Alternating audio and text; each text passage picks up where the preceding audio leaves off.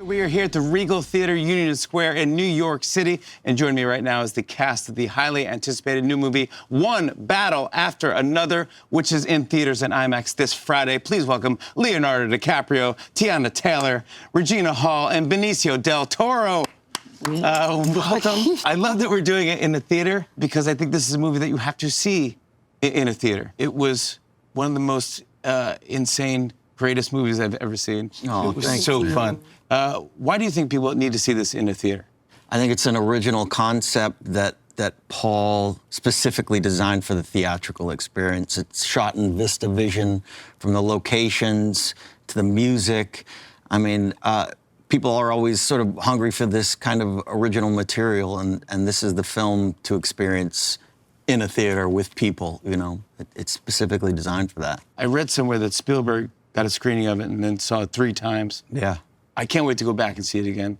There's a scene at the end that's a chase. It's a car chase through these hills that go up and down. And I was thinking about Spielberg kind of probably loved it because it's almost like waves. Yeah. It's like an ocean of water. Waves. You can't see what's ahead of you. You can't see if there's a shark. You don't know. And then when it comes down, you go, oh, they're catching up. There's someone there, and then it goes up, and you're hidden again. Yeah, You're guessing. exactly. And the music, the score. No, the music. drama. Like That's what really make it, yeah. I mean, there's so much action in there. Do you know that when you're going in the scene, when you're in the car, and they go, yeah, this is going to be, you just take a machine gun, shoot out the window, or you're going to be yelling, or this are going to be going off. Is that all scripted? It's not in the. I know. It said chaos. TBD. Yeah. It's chaos. That TBD. TBD. That TBD To be is determined. It is iconic. Yeah.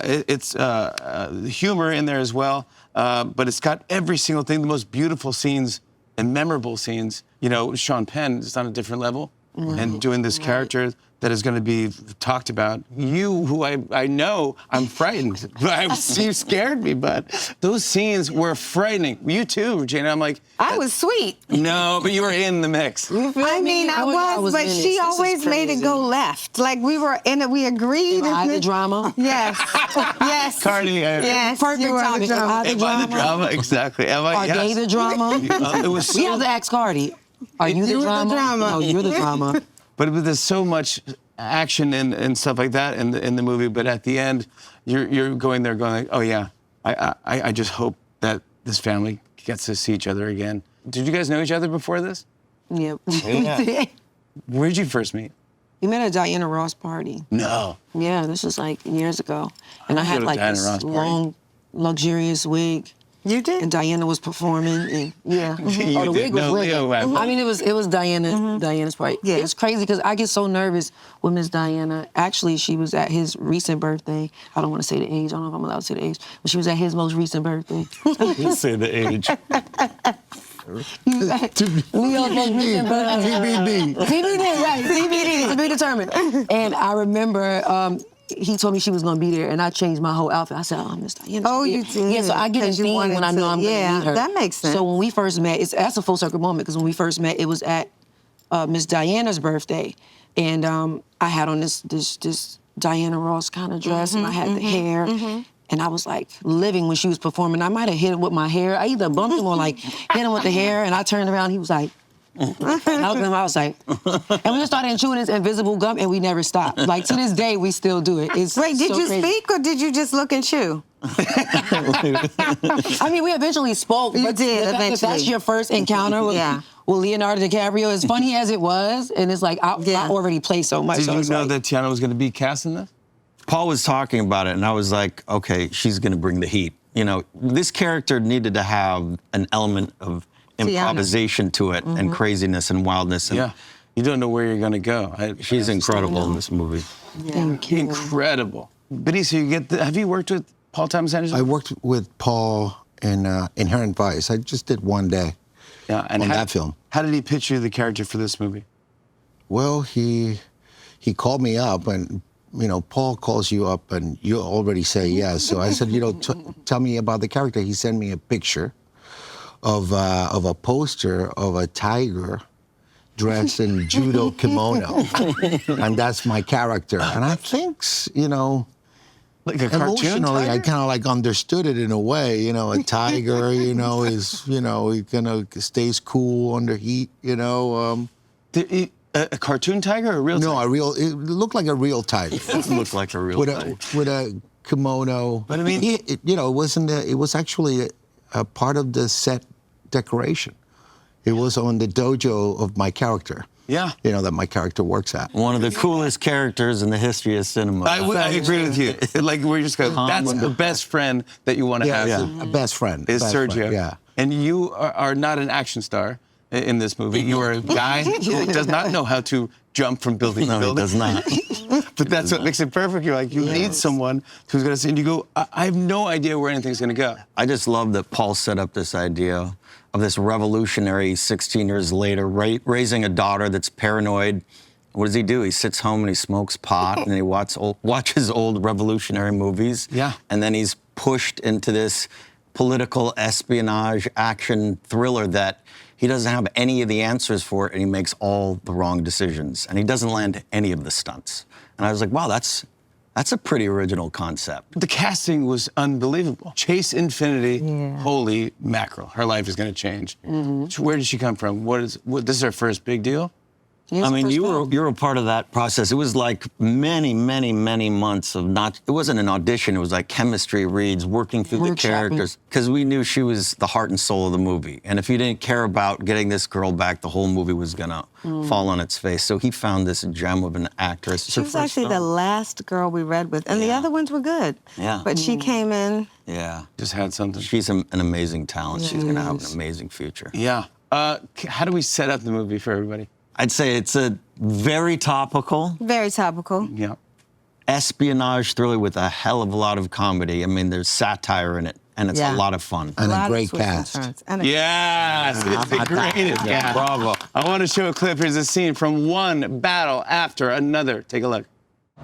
Here we go. I'm gonna turn at this gas station. I'm gonna slow down and we talk and roll. I'll take it from there. Unbuckle and get ready. Talk and roll. Yeah. Okay. You know what freedom is? What? No fear. Okay, jump on 4. 1, 2. Give me the gun! 3. Go. Go. 4. Slow down. Go. 4, Bob. Go 4.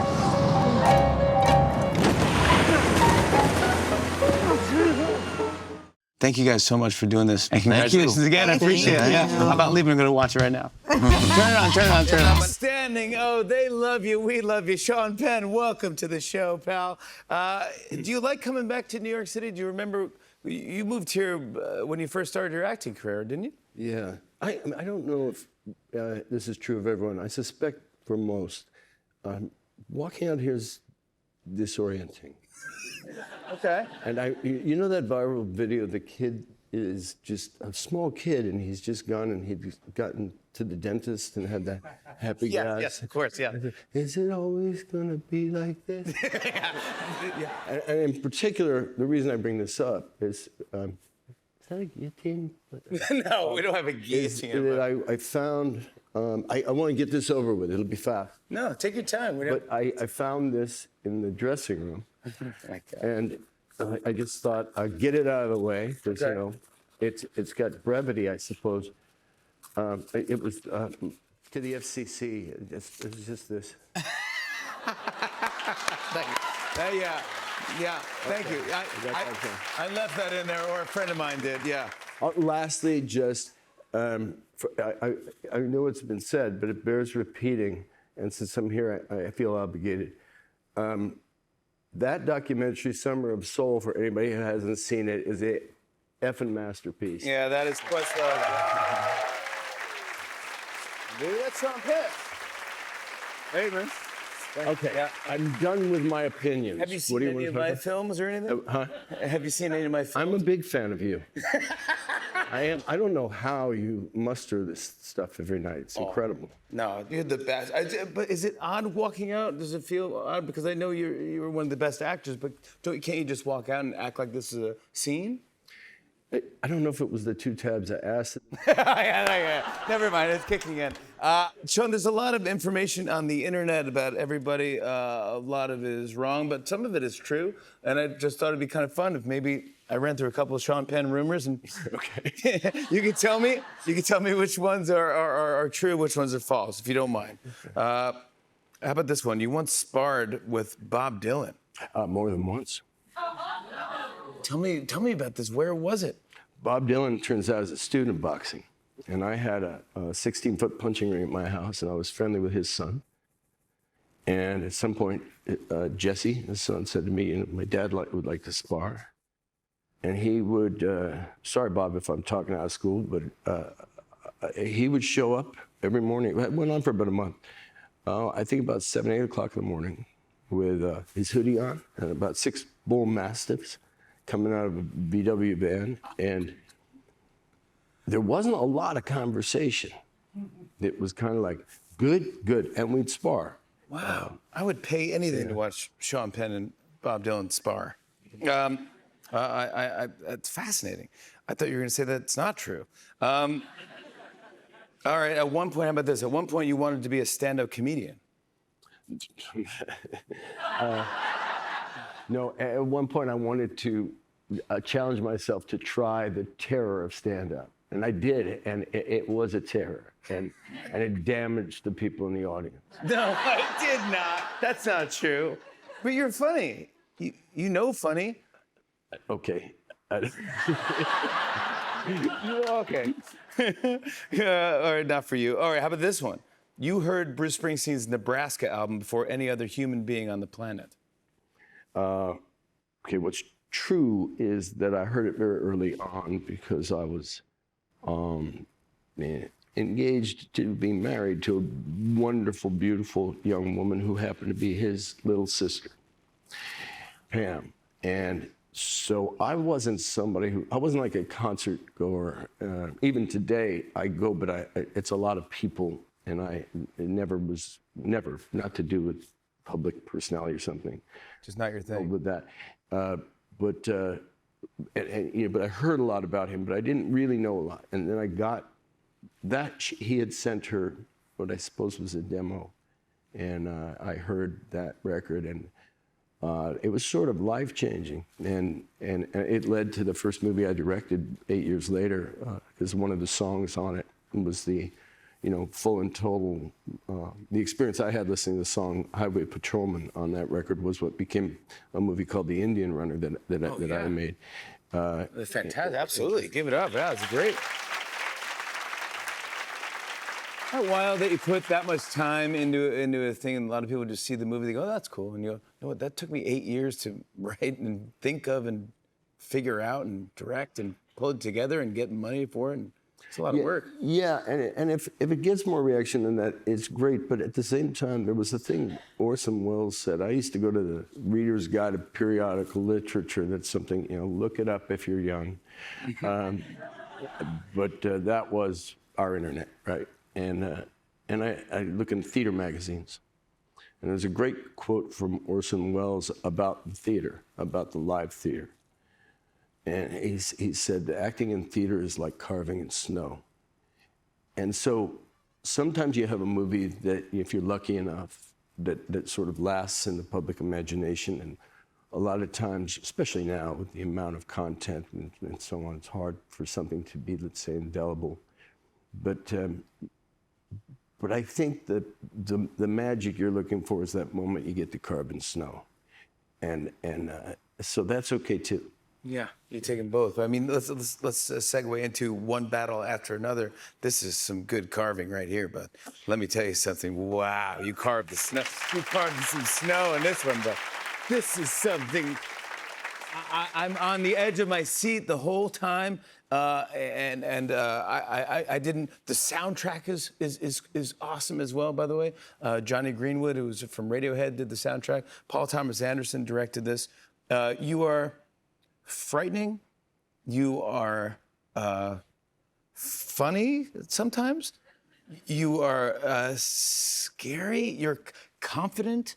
You're a confident guy. I don't understand. How do you even come up with this character. The way you walk, the way your mouth moves, it's like I've never seen anything like it. It's not you. It's not you at all. Did you research it? Was it based on anyone? You know, this is only going to come out as an aspiration because I somehow, in a public forum, never am able to recognize myself in the humility I pursue. Yeah.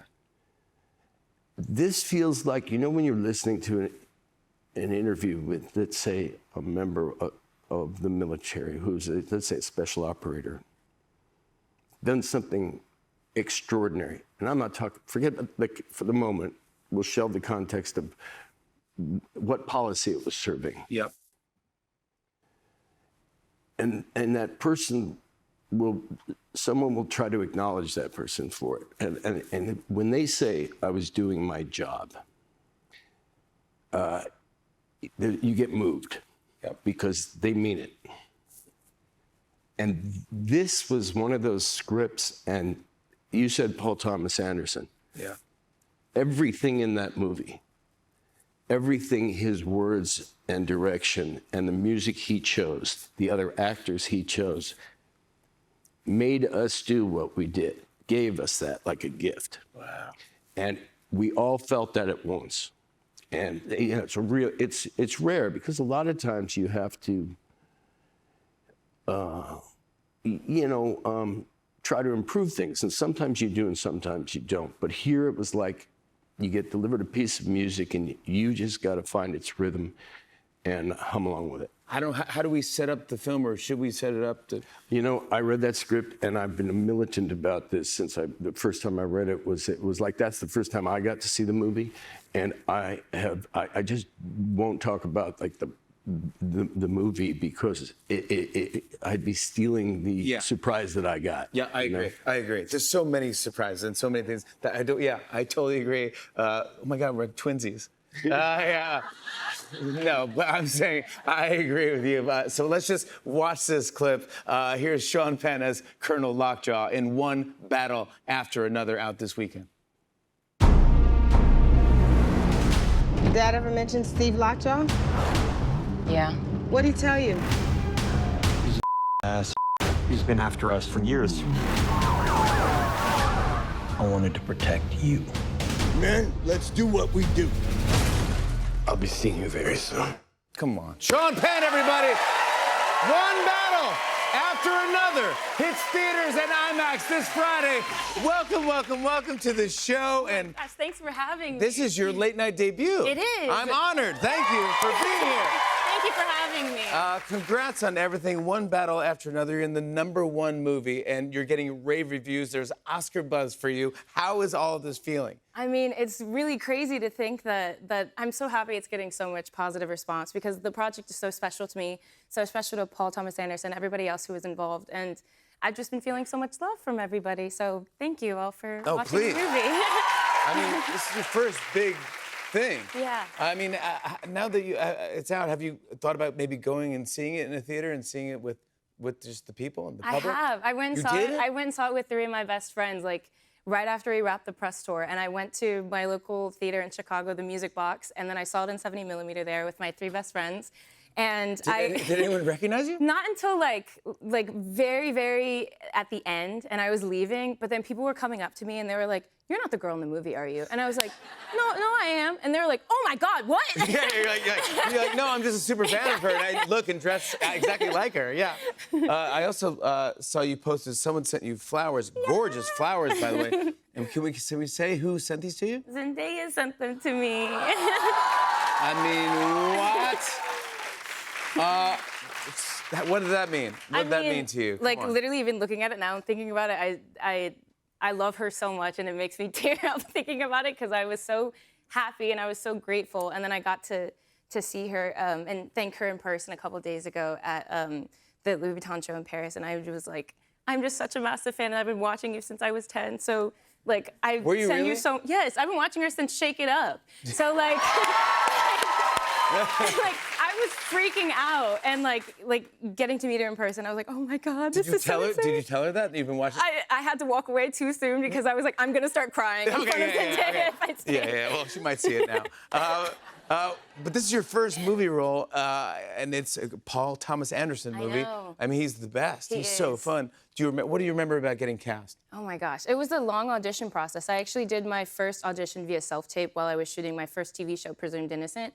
And I went in for chemistry reads, callbacks, camera tests so many times. And I think like... So chemistry reads, are you in the room with Leonardo DiCaprio? Yeah, so my first callback was a chemistry read with Leonardo DiCaprio and Regina Hall. And that was when I met Paul Thomas Anderson for the first time, casually. Holy and moly.